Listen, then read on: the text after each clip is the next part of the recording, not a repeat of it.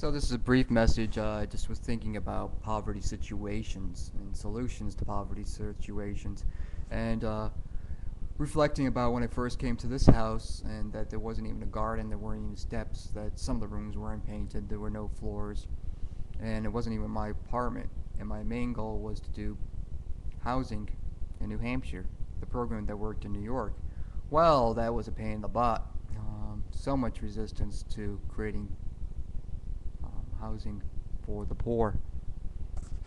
So I continue to strive and think about programs that would help the poor get out of poverty situations and continue to thrive and grow. Now, we used to have government programs that have trained people to get out of these situations and necessarily didn't work. Um, and I think that it'd be a great idea to help the poor with whether if it's governmental money or money that comes from churches or money that comes from just the community. That there should be no reason why we would have a dilapidated house in New Hampshire, in a small area, 3 dilapidated houses that I could think of, broken down houses. Those houses should be put back into use by society. And New Hampshire law makes it a little bit more difficult. But I think about the simple things that we can do for as a community, and it might not be getting our civil rights back, or it might not be fighting the big system, or finding that $2.3 trillion that's missing in the Pentagon budget. But it might be something as simple as planting that garden or painting a porch. And those are the simple things that I've been trying to do in my community. And as I sat here, feeling this anxiety, or some people might call it a better feeling, um, this movement inside me, and needed, and what I was being told, or what my brain was telling me, is continue to speak out as best you can regarding the plight of the poor, of those who do not have or have, but are still in these situations would keep them at a poverty level. And so the idea came that even something as simple as if locally we did little tiny food drives, that this would be a great idea, whether through the churches, through the government, or just by ourselves, taking care of our local needs on a global measure would be a global measure. So if we took care of all these small areas, there would be a prosperous global United States of America.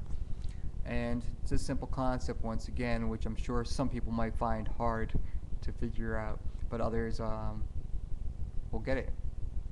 So let's take care of those people out there that don't have, the great thing of freedom from hunger and want.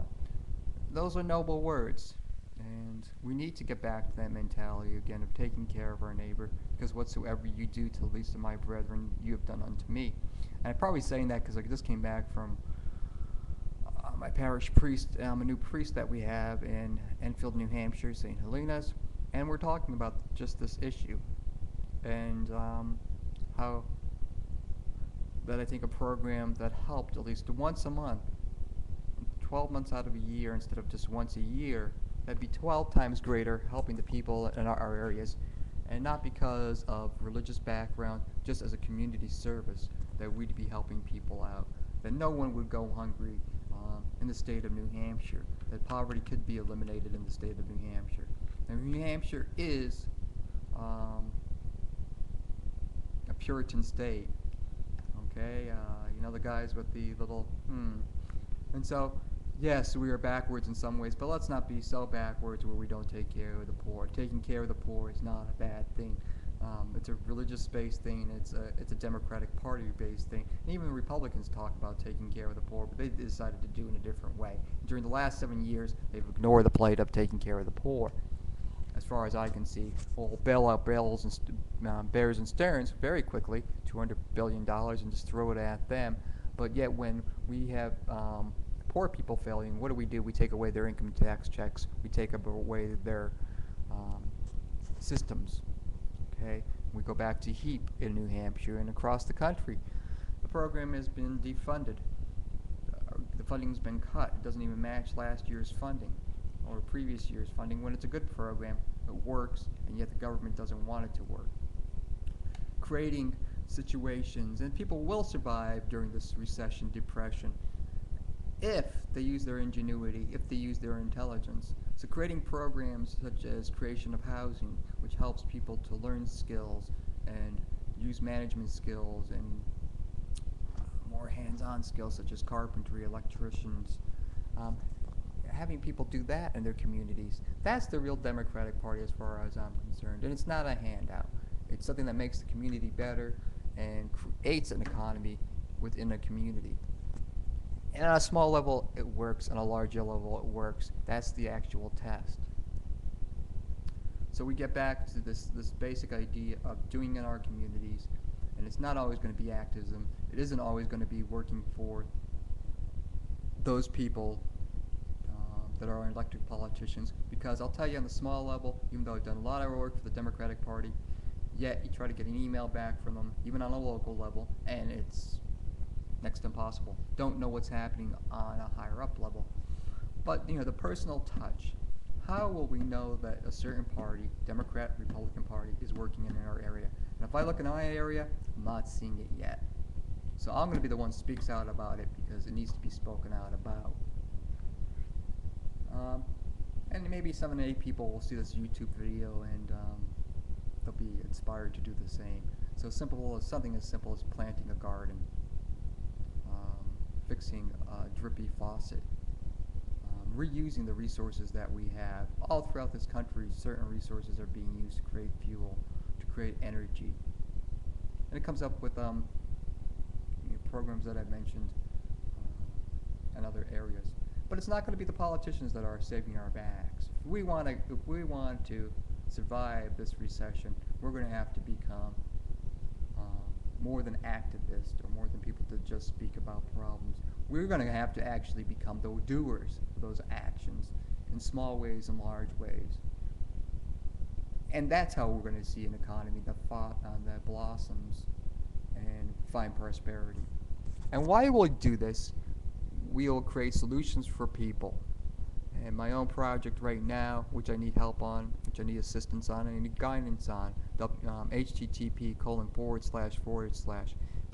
mission, one word, .blogspot.com, is a program that would help homeless veterans. We could eliminate so many problems in our country, American, United States, on a state-to-state level, and create prosperity once again. Prosperity like we've never seen. And yet, it's up to the people of America, not the politicians of America. Yes, we need good politicians. We need better politicians. We need politicians that actually listen. But in the absence of that, it's up to us.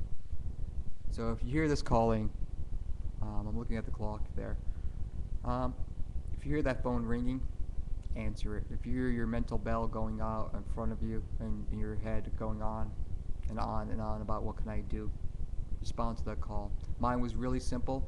It was going to a priest and asking if we could do a program once a month to help the poor in our community, despite their religion, despite their ethnic background, just to help people at least once a month. And it's not enough to talk. It's not enough to pray, because all those without actual momentum is fake. It's failure. And I've seen a lot of that. Let's change our country. It's the best political speech you'll ever hear. Right here, YouTube. It's better than an Obama speech. It's better than a Clinton speech. It's better than an Edwards speech because, well, maybe not better than an Edwards speech, but it talks about action. It's action. So let's find that action in our hearts today. Let's go out and help some people just for the purpose of helping people. And I thank you